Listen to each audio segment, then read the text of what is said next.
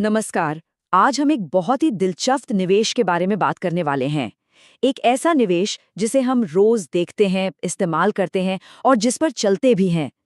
सोचिए, जिन सड़कों पर हमारी गाड़ी दौड़ती है, जो पावर लाइंस हमारे घरों को रोशन करती हैं और जो टावर्स हमें कनेक्टेड रखते हैं, क्या हो अगर यही सब हमारे लिए कमाई का एक जरिया बन जाए?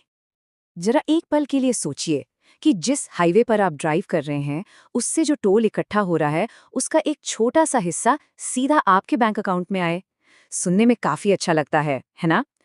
आज हम इसी संभावना को हकीकत बनाने वाले एक तरीके पर बात करेंगे। तो इसका जरिया क्या है? इन्हें कहते हैं इन्वेट्स, यानी इंफ्रास्ट्रक्चर इन्वेस्टमेंट ट्रस्ट्स। अब ये फैंसी नाम सुनकर घबराना नहीं है। आप इसे बस इंफ्रास्ट्रक्चर का म्यूचुअल फंड समझ लीजिए। जैसे एक म्यूचुअल फंड अलग अलग कंपनियों के शेयर्स खरीदता है, वैसे ही एक इन्वेट टोल रोड्स और पावर प्लांट्स जैसी असली फिजिकल एसेट्स में निवेश करता है। और हमारे जैसे आम निवेशकों के लिए ये इन बड़े बड़े प्रोजेक्ट्स में हिस्सेदारी खरीदने का एक बहुत ही आसान तरीका है। अब सवाल ये है कि पैसा हम तक पहुंचता कैसे है। इसका प्रोसेस बहुत ही सीधा साधा है। देखिए, सबसे पहले जो इंफ्रास्ट्रक्चर एसेट है, मान लीजिए एक टोल रोड, वो टोल कलेक्शन से रेवेन्यू जनरेट करती है। फिर इन्वेट उस सारे रेवेन्यू को इकट्ठा करता है और आखिर में उस कमाई को हम जैसे निवेशकों में, जिन्होंने उसके यूनिट्स खरीदे हैं, बांट दिया जाता है। सिंपल। ठीक है, तो अब हम ये तो समझ गए कि ये काम कैसे करता है, पर असली सवाल ये है कि हमें इसमें निवेश क्यों करना चाहिए, मतलब इसके फायदे क्या हैं। चलिए अब इसके सबसे बड़े फायदों पर नजर डालते हैं। देखिए, इसका सबसे बड़ा अट्रैक्शन है एक प्रिडिक्टेबल कैश फ्लो। ये जो प्रोजेक्ट्स होते हैं ना, वो अक्सर सरकार या बड़ी कंपनियों के साथ 15, 20 या 25 साल जैसे लंबे कॉन्ट्रैक्ट्स में बंधे होते हैं।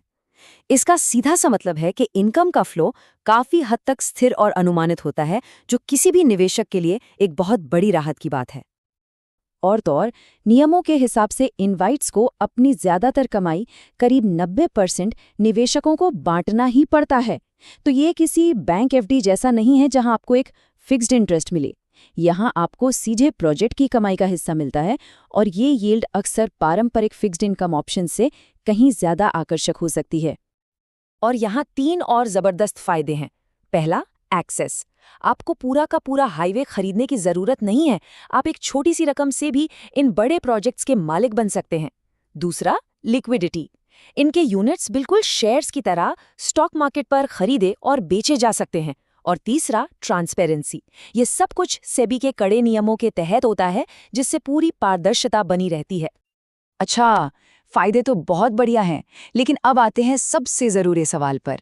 रिटर्न्स कैसे रहे हैं? चलिए अब कुछ नंबर्स देखते हैं और समझते हैं कि पिछले कुछ सालों में इनकी परफॉर्मेंस कैसी रही है।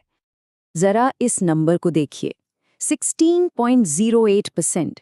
ये निफ्टी, रीट्स और इन्वेट इंडेक्स का पिछले 5 साल का सालाना औसत रिटर्न है। ये इंडेक्स इस पूरे सेक्टर के लिए एक बेंचमार्क की तरह है और सच कहूं तो ये काफी शानदार आंकड़ा है। तो ये रिटर्न आता कहाँ से है? इसके 2 मुख्य स्रोत हैं। पहला हिस्सा है स्थिर आय, यानी यील्ड, जो हमें नियमित तौर पे मिलती रहती है। और दूसरा है कैपिटल एप्रिसिएशन, मतलब हमारे खरीदे हुए यूनिट्स की कीमत में समय के साथ जो बढ़ोतरी होती है। तो हमें इन दोनों का फायदा मिलता है। और अगर आप इस सेक्टर की ग्रोथ देखना चाहते हैं, तो ये नंबर देखिए। पिछले 5 सालों में इन्वेट्स का AUM, यानी एसेट्स अंडर मैनेजमेंट, 1000% से भी ज्यादा बढ़ा है। ये साफ दिखाता है कि निवेशकों का भरोसा इस एसेट क्लास में कितनी तेजी से बढ़ रहा है। लेकिन यहाँ एक बहुत जरूरी बात हमेशा याद रखनी है। किसी भी निवेश की तरह पिछला प्रदर्शन कभी भी भविष्य के नतीजों की गारंटी नहीं होता। इसीलिए तस्वीर के दूसरे पहलू, यानी इसमें छिपे हुए जोखिमों को समझना भी उतना ही जरूरी है। तो चलिए अब सिक्के का दूसरा पहलू देखते हैं, क्योंकि हर निवेश में कुछ ना कुछ रिस्क तो होता ही है और इन्वेट्स भी इससे अलग नहीं है। तो वो कौन सी बातें हैं जिन पर हमें खास तौर पर नजर रखनी चाहिए? या कुछ मुख्य रिस्क लिस्टेड हैं, जैसे अगर ब्याज दरें बढ़ती हैं तो इन्वेट्स के लिए लोन लेना महंगा हो जाता है, जिससे उनके मुनाफे पर असर पड़ सकता है। या फिर रेवेन्यू रिस्क, जैसे अगर किसी टोल रोड पर ट्रैफिक कम हो जाए, जैसा हमने लॉकडाउन में देखा था, तो सीधे सीधे कमाई कम हो जाती है। सरकारी नीतियों में बदलाव भी एक रिस्क है। और हाँ, सबसे ज़रूरी, जो कंपनी इन एसेट्स को मैनेज कर रही है उसकी क्वालिटी कैसी है ये जानना बहुत ज़रूरी है। और ये एक लाइन पूरी कहानी बयां करती है। इंफ्रास्ट्रक्चर एक लॉन्ग टर्म गेम है, इसलिए शॉर्ट टर्म में इसकी कीमतों में उतार चढ़ाव आ सकता है। इसे एक स्प्रिंट की तरह नहीं बल्कि एक मैराथन की तरह देखना चाहिए। तो इन सब जोखिमों को ध्यान में रखते हुए इनवेट्स में निवेश करने का सही तरीका क्या हो सकता है? चलिए अब कुछ स्मार्ट स्ट्रैटेजीज पर बात करते हैं। सबसे पहली बात, अपना सारा पैसा इसमें मत लगाइए। इसे अपने पोर्टफोलियो को डाइवर्सिफाई करने और एक रेगुलर इनकम पाने का एक जरिया समझिए। हमेशा अच्छी क्वालिटी के एसेट्स और मजबूत मैनेजमेंट वाले एनवीआईटीज को ही चुनें। एक साथ सारा पैसा लगाने के बजाय धीरे धीरे सिस्टमैटिक तरीके से निवेश करें।